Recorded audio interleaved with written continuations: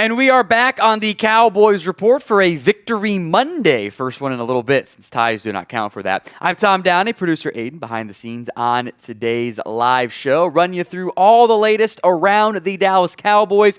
First question is the one we left you with on yesterday's watch party. Grade the Cowboys against the Giants. A, B, C, D, or F? Let me know in the comments of today's show.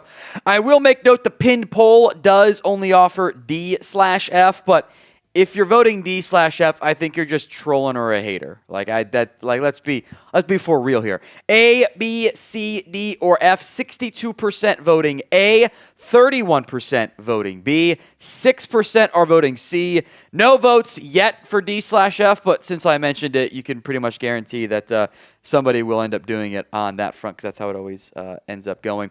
A, B, C, D, or F. I don't know if you can ever go below a B on a win. When you win by multiple scores and it's 30-6 at the end of the third quarter, even if it is a bad team. Even if it is a bad team.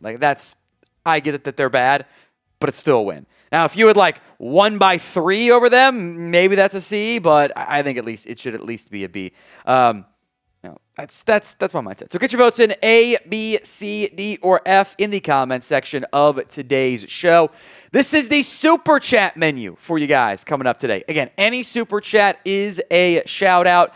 $5 into our still to be determined raffle entry for week 5. $10 equals 3 raffle entries. Then you keep picking players to have breakout games and then go with that, because that worked well for Jake Ferguson last week. $10 equals 3 raffle entries. $50 equals a shot, and $100 equals a beer bong. That is the Super Chat menu on today's show. Appreciate everyone who is tuned in with us here on a Victory Monday. We'll also talk trades. Clarence Hill floating the idea of an edge rusher, so we'll discuss that one. Will the Cowboys make a trade? Y for yes, N for no. I feel more inclined to make a trade than I did 2 weeks ago after the Bears game. I do still think you probably are going to try to figure out what you actually have the next couple weeks against Carolina, against Washington. Post-Washington game, I think we'll have a better feel for what this team actually is. Carolina's a bad team. You should beat them. Washington is not a bad team. That I think is a pretty impactful game for both sides in wild card, everything else there. So I would not be surprised if they made one. The front office keeps saying they think they are contenders, but I think it might make the most sense to wait. And also benefits you because you might see some other teams kind of fall out of contention too. It might be more willing to trade and sell and make some deals at that point. So Y for yes, N for no. Let me know if you think the Dallas Cowboys end up making a trade. We will look at some edge rusher candidates, differing degrees of likely versus unlikely as well. But get those votes in. Y for yes, N for no. No Super Chats yet. We'll see who the first person is. But who you got on a Monday Night Football? C for the Chiefs, J for the Jags. No real impact on the Cowboys. They obviously play the Chiefs later in the year, but whatever. That doesn't really. Don't think tonight would impact anything there. Maybe impacts your fantasy lineup a little bit. Who you got? C for the Chiefs, J for the Jags. Let me know in the comment section of today's show. Get some shout outs on this one. Daniel's got C, can't go against Mahomes. Average War Thunder player says J. The Bald Sasquatch says J. Daniel Potts has J. Waters Gaming has J. Clayton Lockhart, Lucid, all typing in their C's. John Jones says J. AKA Cam says neither. A tie? Could you imagine a tie tonight? That'd be incredible. That'd be incredible. So, who you got? C or J for the Chiefs and the Jags? Ethan typing in their C. So what else we got? J from John Jones, J from Waters Gaming. Jason doesn't care. That's fair. I get that. I'll be watching because it's my life and job. But it's not for everybody. It might actually be a good game. The Jags have kind of been good this year, even though their quarterback has not been what he needs to be.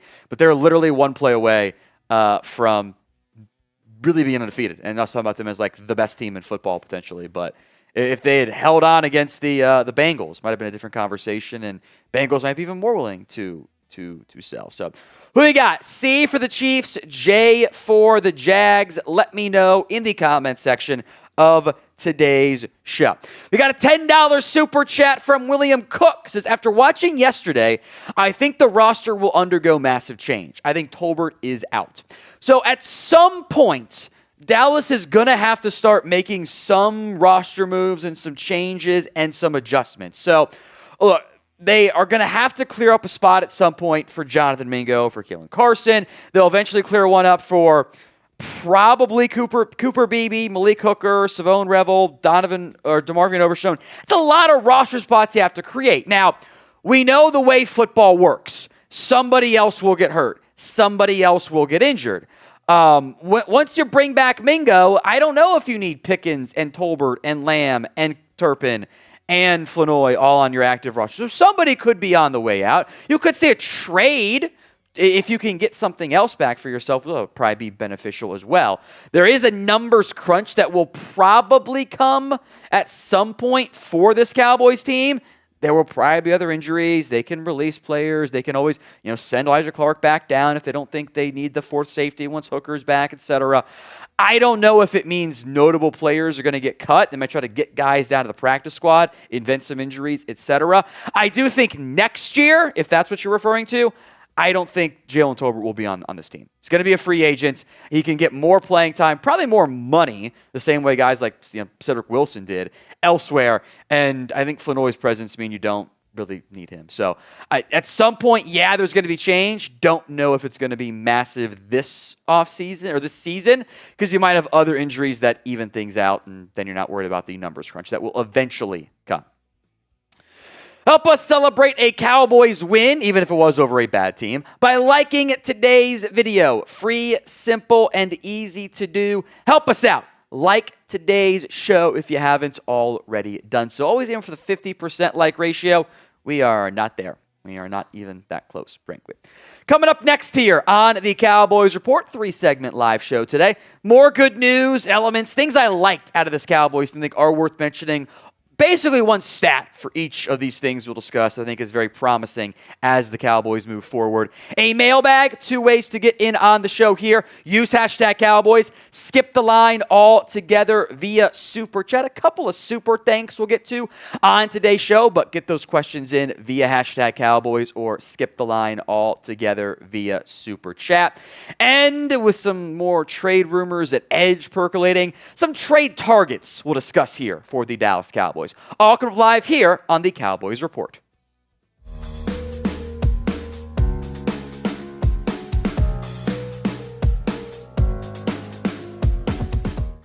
Week 5 is in the books for the Dallas Cowboys. It's some more good news that I want to get into and just positivity coming out of this Cowboys team after a win over look, we can call them what they were, a bad Jets team, but it is a win. It is a Victory Monday, and you don't get those every single week, and if you're lucky, you get 10 or 12 of them over the course of a regular season. So as far as I'm concerned, that's a good thing.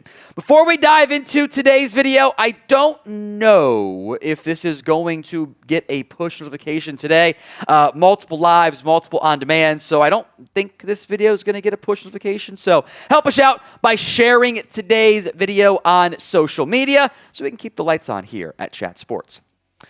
First bit of good news and elements, I think this offense is on fire right now, especially relative to expectation, competition, etc. They continue to hum at a level up there with any offense in the NFL, and I think the quarterback in particular deserves a lot of credit. Not all the credit, but a lot of it. The Cowboys' offense this year is first in yards per game at 406.6. They are fourth in points per game. This is all going in to Monday Night Football, by the way, at 30.2 points per game. They're fourth in EPA per play, second in rushing success rates. We will come back to that here in a little bit. The quarterback scrambles have actually been pretty impactful in that area. The 2025 stats this year for Dak Prescott, passing-wise, completing 71% of his passes. He has been really good so far in that area.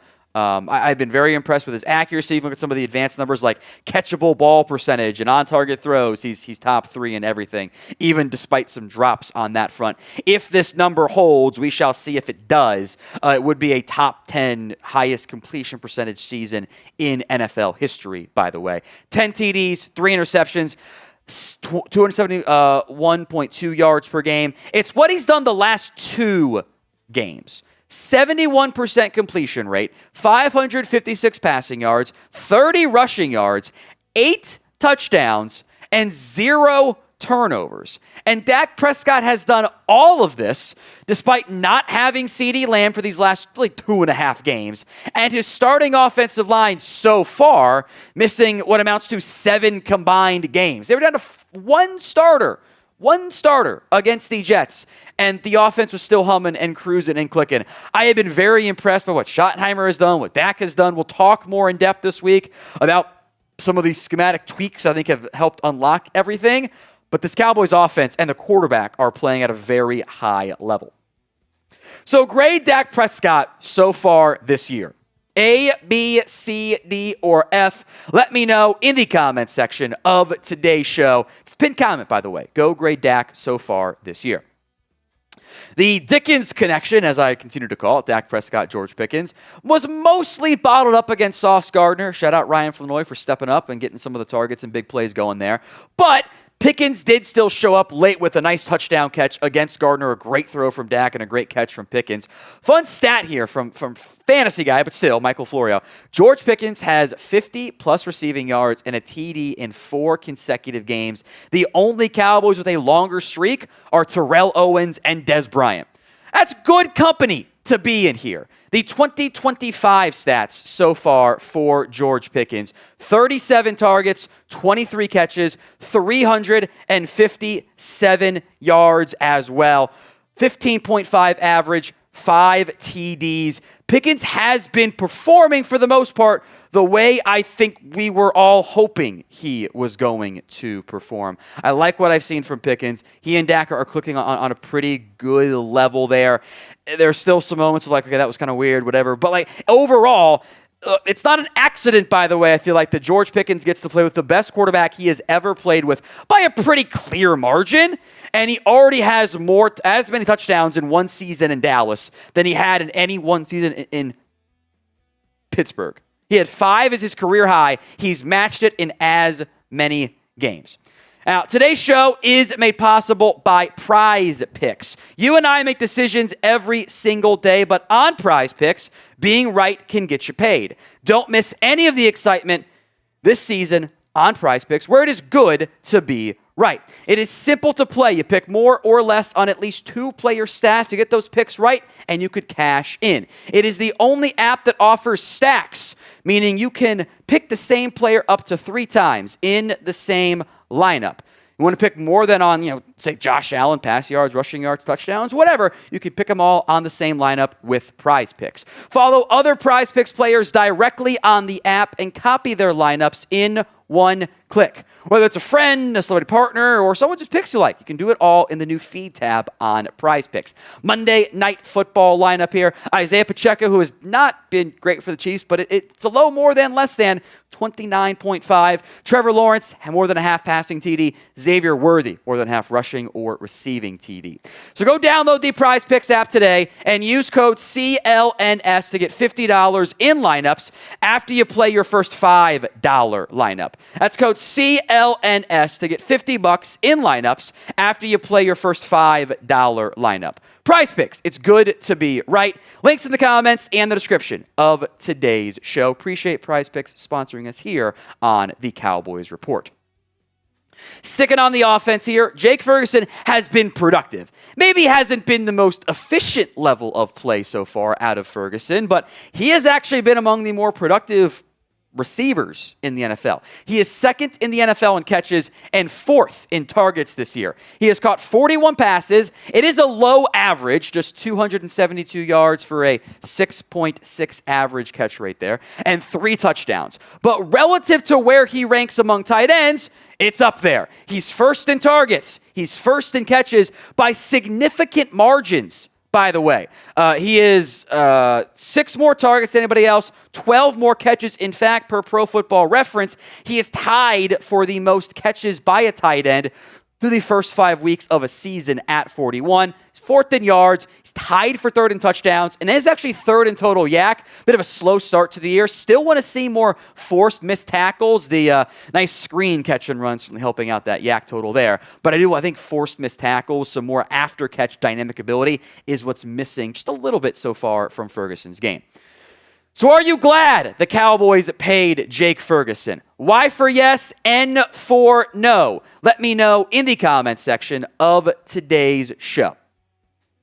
We're going to stay on the offense for one more note here. That's Javonte Williams. And look, I was not convinced it was going to be a great signing. I think there were very valid doubts about Javonte Williams because, frankly, his production, which on an individual basis wasn't good last year in Denver. So far this year, he has been dealing. 79 carries, 447 yards, 5.7 yards on average is incredible production. 5 touchdowns, just the 1 fumble lost as well. I love what I have seen so far out of Javonte Williams. And it's not just the raw numbers. We'll talk about the offensive line later on. These advanced stats, or at least some of these are advanced stats. Yards is not, but stats and rankings here. 3rd in yards with 447. He's 4th in yards per carry. These are all among running backs, by the way. 2nd in touchdowns. He is 1st in next-gen stats, yards over expected, which is based on player tracking blocking situations mostly. And, down and distance and everything else there. 1st in rush EPA, 0.89, despite the fumble. 2nd in yards after contact per carry at 4.5. He is tied for 8th in explosive runs. He is 6th in success rate as well. Everything is kind of coming up top 10, top 5 with the way Javonte Williams has fared this season. Now, I got a video cooking up here later this week about the Cowboys run game and the impact Clayton Adams and company have had on it. If you want to check out that video, I'm excited to break it down for you. Hit that sub button so you don't miss out. YouTube.com/@CowboysTV. Defensive note I want to get into here. I do think for the first time all year, maybe all year, the defense did its part for the entirety of the game, and the pass rush very much showed up. Next-gen stats from the pass rush stats here. This is a little bit different than the PFF numbers you might see out there. Next-gen stats was a little bit more on player tracking data, so there are some differentiations there. But Cowboys defense had a 50.9% pressure rate in their Week 5 victory over the Jets, their highest mark of the season. They averaged just 2.32 seconds to get pressure, their fastest time of the year by almost a half second on average, by the way. 12 different Cowboys defenders recorded at least 1 pressure in the game, with nearly every defensive player who rushed the passer successfully generating pressure. It was 12 of the 14. These are the next-gen stats on the pressures. Again, some differentiation on others. But Dante Fowler had 8 at a 30.8% clip. Ezraku had 6. I think the breakout is coming for him soon. Jadeveon Clowney had 5. James Houston had 5. Kenny Clark had 3. Solomon Thomas had 3 as well. You can see the pressure rates next to the total pressures as well there. Osa Odigizua had 3. Sam Williams only had 2. He's been a bit disappointing. And then on some blitzes / spy stuff, Maurice Leafau, Kenneth Murray, Shamar James each had 1. Even Mozzie Smith ended up having 1 as well. Look, it is clear the Jets' offensive line has some issues.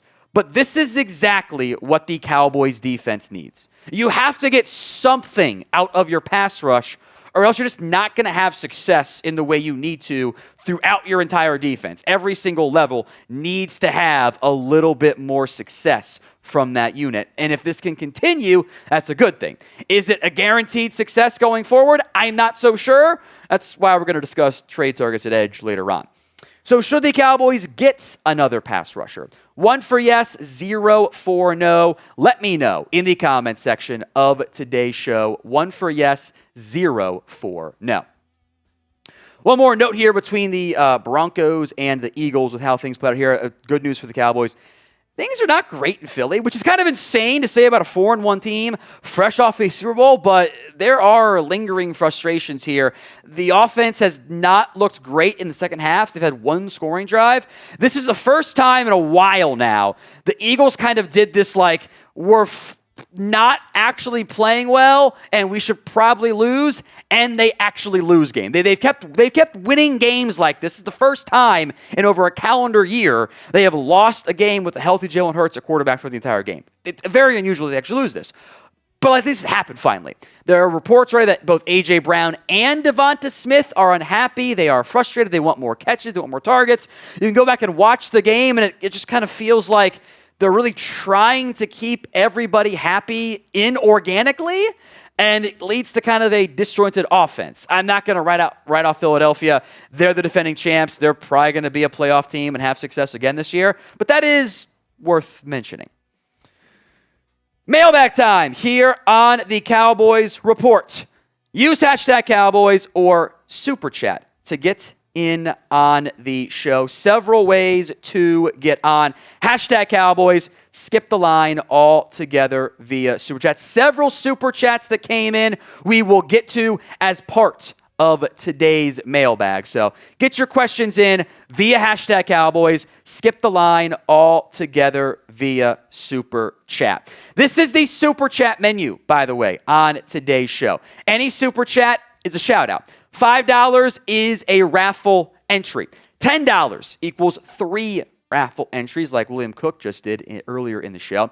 $50 is a shot, and $100 we will bust out the beer bong and have some fun on today's show as well. So several Super Chats, but still room for questions as well. Get them in via hashtag Cowboys, or you can skip that line altogether with a Super Chat.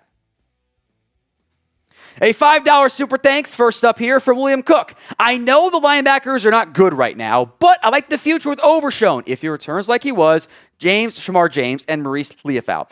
I think that gives you hope. It's young. There's upside. There's athletic ability. I get the hopes there.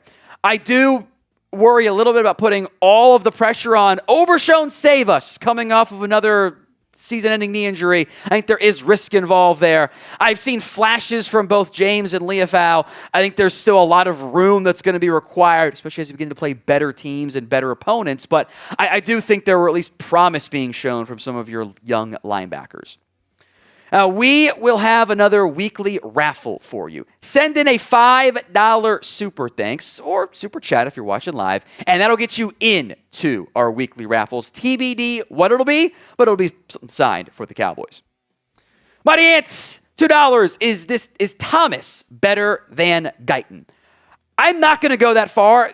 Every time I rewatch the Cowboys offensive line this year, I go, oh, it actually wasn't as good as I thought it was live. That's been true every game for Guyton. That's been true every game for Nathan Thomas. I do think the reality here is some of your play designs and your quarterback are helping make the offensive line look better than it actually is. There's quite a few times that Dak gets the ball out right before he gets hit, right? Steps up to avoid the pocket. I think he's done a really good job this year of managing the pocket, managing the offensive line overall. I think that there's still good stuff we have seen from Nathan Thomas, and I think some good stuff we've seen from Tyler Guyton. I'm not going to make that switch now, but I think it does give you a good problem, so to speak, of having some health available at this time. From CJ DeYoung III. Woohoo! We beat up on the Jets. Still floating that tie. I hate the tie, for the record. Not a fan of it. Don't like it. Can't stand it. They're un-American. They should not happen at all.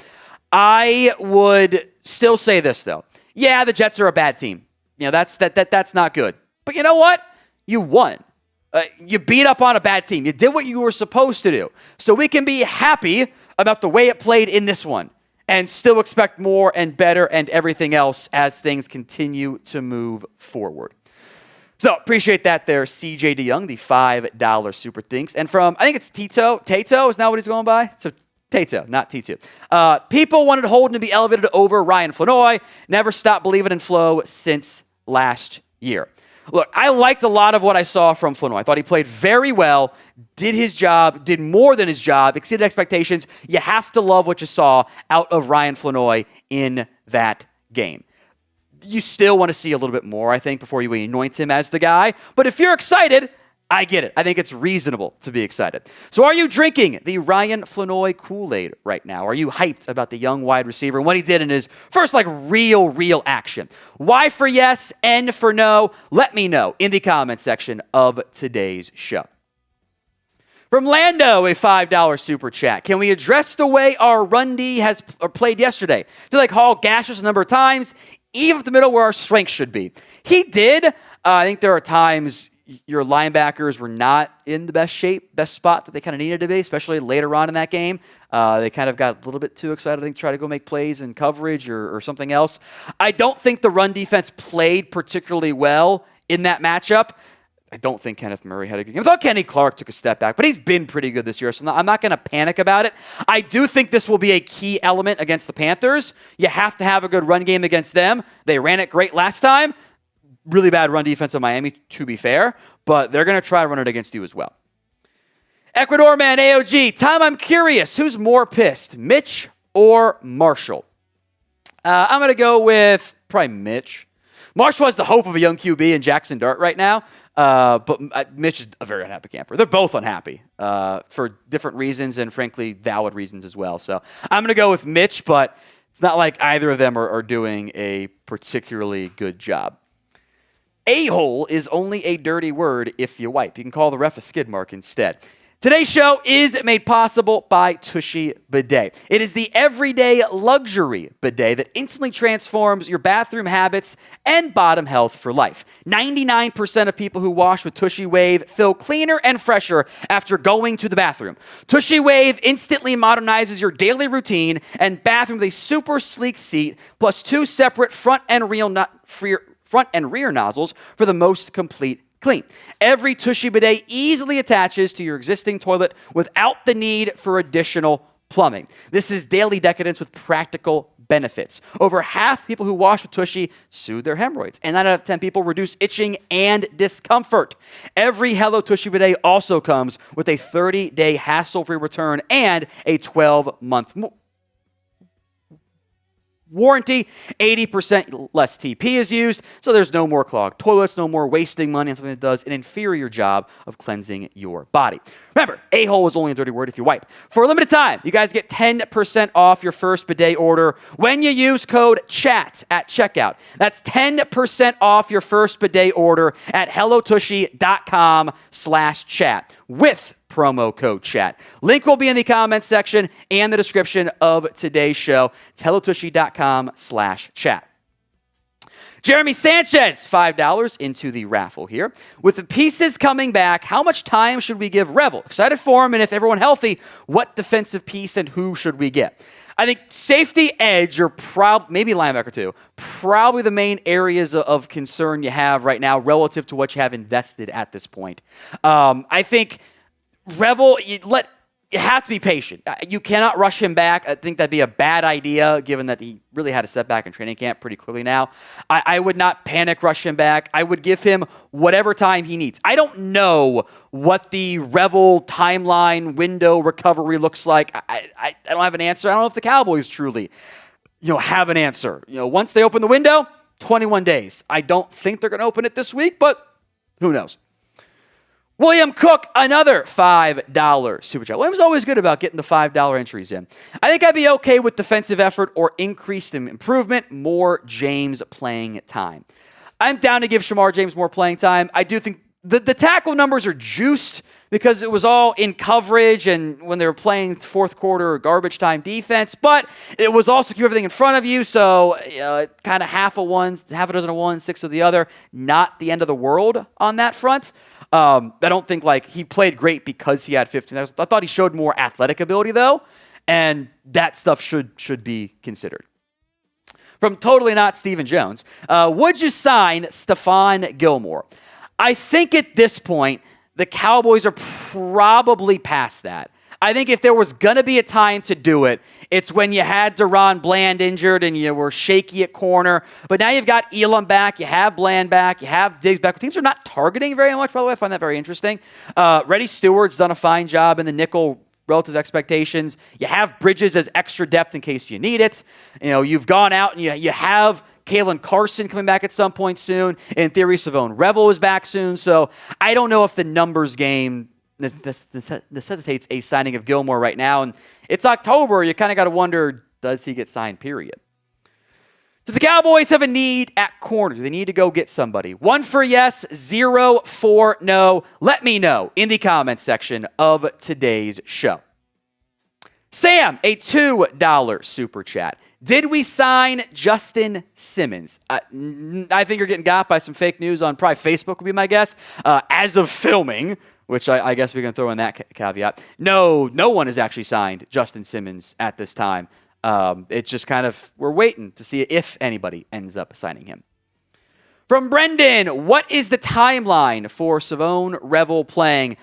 Again, I don't have much of an answer. You could put the over-under after the bye week is when the window gets activated. Like, I don't know when he's back. I at this point, like, you cannot rush him back. You kind of got to be patient, which isn't fun, but it's not much of a timeline there. From Daniel Potts, the hopium is real. Yes, it is, but you're coming off a win. It's okay to have a little bit of hopium after a win. Should you OD on it? No, but you can have a little bit of a regular amount won't kill anybody. From Daniel M, so back-to-back Daniels here. That's kind of fun. I was proud of the defense. I said it was only one game, as we say. We have to get the defense to be average and create more pressure and takeaways. Yes, you have to be able to get off the field. And you can do that with pressure, force sacks, force throwaways, force third down stops, or takeaways, which is the huge play by Leafau, I think, was a pretty big factor in that game. Maybe even overlooked to an extent. Like, I do think the defense was better. Much more challenging matchups to come. The Jets' offense with Fields has been pretty bad outside of the fourth quarter this season. From Brock Hoffman's burner, how fun. Alvin Kamara trade. Not really. First off, Javonte's better right now. Not really try to that statement, but Kamara is kind of getting outplayed by Kendre Miller, so maybe he is available in New Orleans. The contract is a little bit wonky because of the way the Saints have kind of kicked the can down the line a lot, so asterisks on that front to an extent. I don't hate the idea of getting a back if you don't trust Jaden Blue or Miles Sanders. You might almost be better off waiting if there's an injury to go get a better guy if you had to go do that. But I don't think you really need Kamara right now. So name a player who you want to trade for. Let me know in the comments section of today's show. Name a player who you want the Cowboys to go out and get. From Lucid, we should trade Mozzie and Elam for picks because they have both been disappointing. I don't know what picks you're getting for those guys. Like, I don't think anyone's trading you anything for Kayvon. If you're dumping a day 3 pick swap, you're not going to get anything back for him. I'm fine to say the disappointments. Sure, yes. Maybe Elam has played more like what should have been expected after the trade, although I thought he actually did a decent job. The whole defense wasn't bad against the Jets in the end. I don't think Mozzie was bad either against the Jets. He's playing 20 snaps a game. He's not having enough of an impact to drastically change things as far as I'm concerned. But I don't know if you're getting anything valuable there. And unless you need the roster spot, why bother? From Caesar, once we get healthy, and if the defense becomes at least average, can the Cowboys go far in the playoffs? I think you can get to the playoffs. I think going far in the playoffs is going to be challenging when, let's say you've got a top 5, top 10 defense, or top 5, top 10 offense, you're going to be playing a top 5 or a top 10 offense almost every game. At least maybe outside of one game, the likelihood is of all the playoff teams you're facing, you're probably going to mostly play top 10 offenses and mostly play top 10 defenses. And if you're only top 10 in one of those areas, that makes it hard to actually win a bunch of playoff games because you have a disadvantage, your margin for error is so thin, and it just makes life almost too challenging. But average defense, I think you can get to the playoffs, so then we'll see how it plays out. For more Cowboys videos, you've come to the right channel. Hit that sub button right now, youtube.com/Cowboys TV, for more free Cowboys YouTube videos. From Daniel M, I feel like Trey Hendrickson to the Cowboys looking more like a possibility than ever. Every game the Bengals lose, it becomes a little bit more likely. I don't know where it falls really on the likelihood scale. The Bengals don't do a lot of trades. And if they trade away Hendrickson, they might be writing the pink slip for at least their head coach. And I don't know if that's what the organization deep down truly wants to do. But Bengals keep losing, it remains a possibility and kind of just keeps inching forward up a little bit for a trade in general. All right, next up here from C.J. DeYoung, the 30s, trolling, having some fun on that front. Just says Micah Parsons as a trade, which I appreciate the trolling there, C.J. It's fun. We went more in depth on this on our edge trade targets. I think you don't need a edge rusher. You need the edge rusher. You need a dude up there. And there just aren't that many dudes who are available. This is the Super Chat menu on today's show. Any Super Chat is a shout out. A $5 Super Chat is a raffle entry. $10 is 3 raffle entries. $50 for a shot. $100 is a beer bong. That is the Super Chat menu on today's show as we get closer to the final segment of today's live show. Couple other Super Chats I want to shout out. Ashley Hutchinson had one, just a $2 Super Chat. Thank you, Ashley. I don't know if there was a... She had a couple different questions in there. Who is our third receiver now? And Houston's amazing. So James Houston playing great. If you meant the third receiver, healthy-wise, it's still Lamb, Pickens, and I think Turpin. But I would lean Flanoy over Tolbert right now. And Tolbert can still do things that help you, but I do think going down the Flanoy path probably gives you more juice and more upside. Who we got? C for the Chiefs, J for the Jags. Let me know in the comment section of today's show who you got on Monday Night Football, C or J. Let me know in the comments section of today's show. Then we're going to set up for the final segment of today's show. We are discussing some edge rusher options for the Dallas Cowboys with a trade deadline less than a month away. So let me know who you got here. C for the Chiefs, J for the Jags. Let me know in the comments of today's show. Also, did you guys see why Nathan Thomas got flagged for the unsportsmanlike conduct? He did the Key and Peele 3 pumps. It might have been 4. The camera kind of cut away. It was 3. 3 is a penalty, man. You cannot do that. Can't do that. So get your votes in, C or J.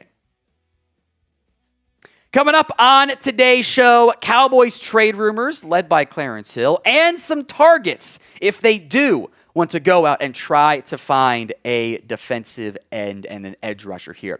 Now, we are on the path to 250,000 subs here on the Cowboys Report. 228.72 right now is our number. We got a long way to go until 250K. The next goal here is 229. We're going to go by 1,000 increments here. So if you want more free Cowboys videos, hit that sub button so you don't miss out. YouTube.com/Cowboys TV for more free updates all season long on your Dallas Cowboys. This was the tweet very, very early Monday morning. I don't know why Clarence was up that early, frankly. NFC's wide open. No big bad wolves out there. No juggernauts. The Cowboys are right there with Dak playing at an MVP level. Jerry Jones should make a trade to add a pass rusher. In general, when it comes to the current state of the NFC, I don't think there is a juggernaut right now. I think there's a bunch of good teams. Dallas is still pretty far on the outside looking in, though, of the playoff picture right now. If the season ended today, it's very early, obviously. They're 12th in the NFC. They are pretty far back, but if they can get an edge, maybe they boost their defense enough to win some big plays. So, some numbers that I do want to get into here for the Dallas Cowboys, the pressures and rates so far for the Dallas Cowboys in terms of where things sit. Dante Fowler, 14 pressures. That's a 13% pressure rate among edge rushers. Sam Williams, 11 with a 10.5% pressure rate. James Houston, 8 with 14.8. Donovan Ezra, these are all per PFF, by the way, 8 with 8.3. Jadeveon Clowney's got 4 at 11.4%. Marshawn Kneeland only has 3 with 5.5%. So the Cowboys need more juice right now. I thought James Houston's done a good job as a pass rusher. I think Dante Fowler got himself going last week against the Jets. I think the Ezra breakthrough is coming. But there isn't a dude right now on this defensive end group. And like Fowler and Houston, I like what they offer as pass rushers, but they're not great run support players, and it kind of makes it a little bit tough to put them out there in run support, especially James Houston right now, because it kind of feels like a pretty significant liability. When I look at this edge rusher room, and it is exactly what we warned everyone about before the Micah trade, I don't think you need a guy. You have 6 players you can rotate in if you need to.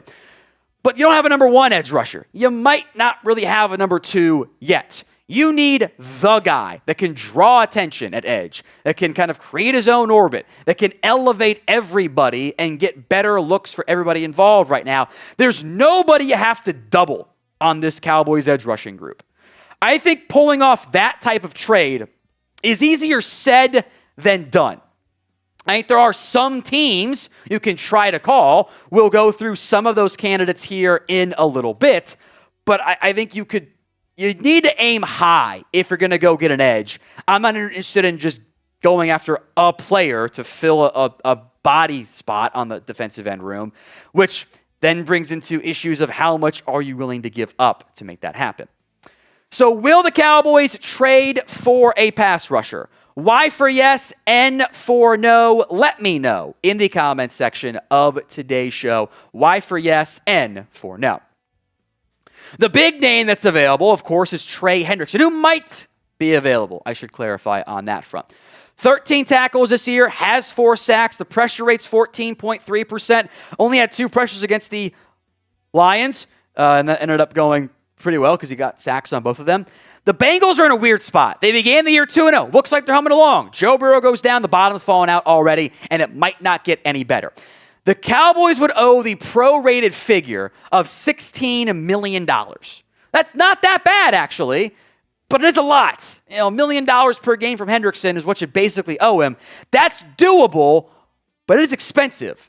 I do think adding Hendrickson instantly upgrades and maybe fixes your pass rush issues at least. Might have some concerns still about the corners and linebackers and safeties, but we're focused on the edges here today. I do wonder what the cost involved is. The Bengals had been asking for a 1 and a player. They're not going to get that now. I think they might be able to get a 2. But if you're trading a 2 for Hendrickson, then you have to go pay him. You're going to be paying him $35+ million per year. And now whatever Micah savings you had are pretty much out the window. And you wonder if you got better enough with what you gave up and everything there. And you're playing the zero-sum cost game, everything else in there. What is the cost for Hendrickson? If it's a 1 or a 2, makes you wonder if that's if it's understandable value. Are you good enough with Hendrickson to justify that?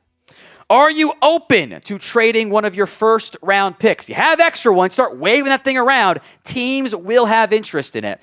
1 for yes, 2 for no. Let me know in the comments of today's show. 2 Dolphins edges, very much worth having a conversation about. Bradley Chubb and Jaelan Phillips. I think the most likely to be dealt is Jaelan Phillips, and we'll get into contractual reasons why here in a little bit. Finally had his first sack of the season. The pressure rate is actually still very high for Phillips, which is an indication of the sacks will come. We mentioned him last week. He had no sacks. The pressure rate was high. Now he had the sack. I think there's a chance he's available because he's going to be a free agent after this year ends. 5th-year option is fully guaranteed at $13.25 million for the 2025 campaign. You know the prorated figure. Call it $7-8 million if you trade for him. He's a good player. He is a very good player, but it is not the value that I think that maybe makes the most sense. I do wonder again, what is the trade value here for Jaelan Phillips? What is the actual cost involved for how much it would take to acquire him on the trade? If it's a day 3 pick, that begins to really kind of pique my interest and make me go, okay, that is something I'm willing to do. But if they're asking for a 3rd, which they might get on a comp pick side, which is understandable, well, I don't have a 3rd-round pick to trade this year. See the issue there? Bradley Chubb is next up here, the edge rusher for the Miami Dolphins. Not as high of a pressure rate, doing a better job of finishing off those pressures into sacks. I am also extremely curious what the trade cost ends up being here. The contract is interesting. They just redid his deal because the Dolphins are kind of in a bit of a bad spot. $12.33 million cap hit. They only save $1.2 million this year and $7.3 next year. The Cowboys would owe just $1.2 this year, then $20 million, $23 million. Not really anything guaranteed there on the Chubb side. So you would get if you think he's still good, age getting up there a little bit, that's pretty reasonable contractual cost there for Chubb. But that he is under contract means the Dolphins don't have to trade him yet if they don't want to. He could always be an off-season trade if the Dolphins think that's better for their books or draft pick compensation or whatever. I think in general, because the Dolphins look so bad right now, I do think both edge rushers are strong trade candidates, especially if that price is right. Again, if I can get someone for one of my day 3 picks, I will trade away day 3 picks like they're candy on Halloween. I'll just give them out. I don't really care that much about them. I can always get more later. It's not that hard to acquire them. If it's a premium pick, I don't know about Chubb and Phillips being worthwhile. Today's show is made possible by Prize Picks. You and I make decisions every day, but on Prize Picks, being right can get you paid. Don't miss any of the excitement this football season on Prize Picks, where it is good to be right. New feature on the app, you can follow other Prize Picks players directly in the new feed tab. Copy their lineups in one click from there. Could be a friend, celebrity partner, or someone whose picks you like. Hit the follow button, check out every lineup they create. They also offer stacks. And you also don't, stacks by the way is you can pick the same player up to 3 times in the same lineup. You also don't have to pick the same sport. You can do baseball. You can do college football and pro football. So this little fun one from my guy, producer Jack, lot of rate. More than 5.5 strikeouts for Shane Bieber. More than Cam Scadaboo, half a touchdown on Thursday night. And less than Dante Moore passing yards against Indiana. The flex play means you can get one wrong and still cash out, by the way. Go download the Prize Picks app today and use code CLNS to get $50 in lineups after you play your first $5 lineup. That's code CLNS to get $50 in lineups after you play your first $5 lineup. Prize Picks, it's good to be right. Let's go to the Saints. Hey, they got to win. Yay. Also, potential trade candidates here, as Carl Granderson has adopted the funny Cam Jordan profile photos with the wild hair there. 2 edges to discuss. Cam Jordan, first up here. I don't know how much more he has left in the tank. Notable name everyone knows. The sack numbers have actually been better over the course of 5 games this year, but he hasn't gotten more than 5 in a season since back in 2022. He is pretty darn cheap, though. He's owed $1.26 million. I think day 3 pick is all you're going to get here from the Saints, or give up to the Saints if you go get him. I just wonder if he's actually still good enough to kind of because you need an impact in this edge room. I don't know if Cam Jordan is that guy. Carl Granderson is racking up the sacks this year. 4.5 sacks already this season. Slight red flag here in the fact that he only has a 7% pressure rate, which could be an indication that the sacks might cool off here in a little bit. Contractually, a bit complicated actually for Carl Granderson. The Saints don't save really anything. It's basically a little over $4 million over 2 seasons if they trade him, because they kick the can down the line a lot. Cowboys would owe the vet minimum this year, $12.75 each of the next 2 years. Of note, $3.44 million is guaranteed for 2026. That's a pretty affordable contract, and it might be so affordable plus the savings that it might be the player the Saints actually try to keep. 2 names I've not seen mentioned very much. How about Kayvon Thibodeaux, the Giants edge rusher? He's the odd man out with Brian Burns and Abdul Carter there. Now, he's only got 2.5 sacks so far this season, got a 9.9% pressure rate, but you can do the proration. You're getting close to double-digit sacks at that point over the course of those 5 games. 5.5 sacks last year, wasn't as good. Showed a bunch of good stuff in 2023, and is worth mentioning, if we saw the leaked Cowboys draft board all those years ago, Thibodeaux was one of their top 2 players, which maybe shouldn't be something that should be ignored. Giants are in a weird spot. The front office and coaches are kind of coaching for their jobs, but could they sell? Maybe. Giants would save only $1.1 million with a trade. Cowboys owe that in 2025. The Giants did already pick up his fully guaranteed 5th-year option in 2026 at $14.75, so Dallas would be on the hook for that. The other New York name, how about Will McDonald IV? And I don't know, he might be too young and cost-controlled for the Jets to consider trading him, but I do at least want to acknowledge him at this time. That the pressure rates have been good, not great overall for Will McDonald. It hasn't been the most perfect in the end.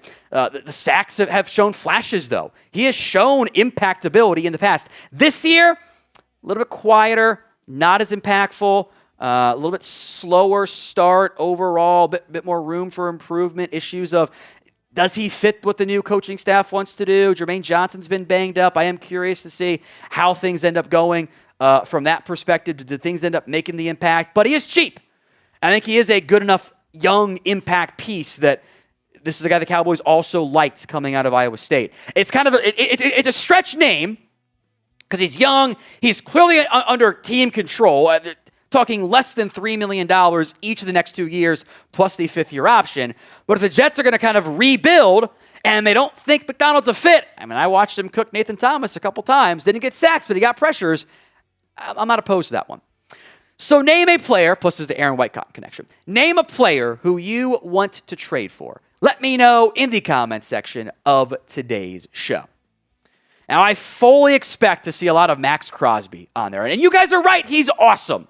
He is a great football player that fixes your run support too. This, I think, is like one of the top 5 edges in football. The Raiders are a mess right now, but it is tough for me to see them parting with Max Crosby and the Raiders tattoo that he has for now. I think he's frustrated because you're 1-4. How could you not be frustrated with the way things have gone so far for Las Vegas? The Raiders did just pay him this offseason. It's an act of goodwill. Until Crosby says, I want out, I don't think a trade happens right now. I don't think a trade happens mid-season. If things stay bad next offseason, a year from now, could be a different conversation, but I just don't think it's realistic that the Raiders trade away their best player so quickly after just having paid him. Some lesser names to monitor. I think these guys could actually be available. Tyree Wilson has been a bit of a first-round disappointment / bust in Vegas. David Ajabo hasn't been nearly as good as I think everyone was hoping for with Baltimore.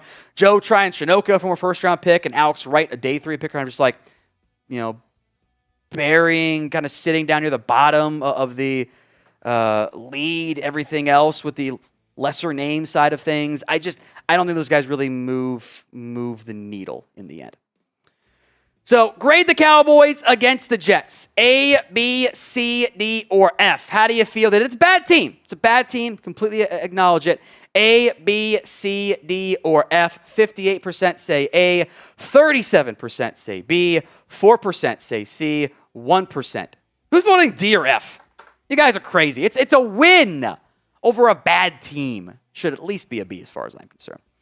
2 super chats to get to here before we sign off today. Ecuador man AOG is retooling for 1 year so bad. I don't get it.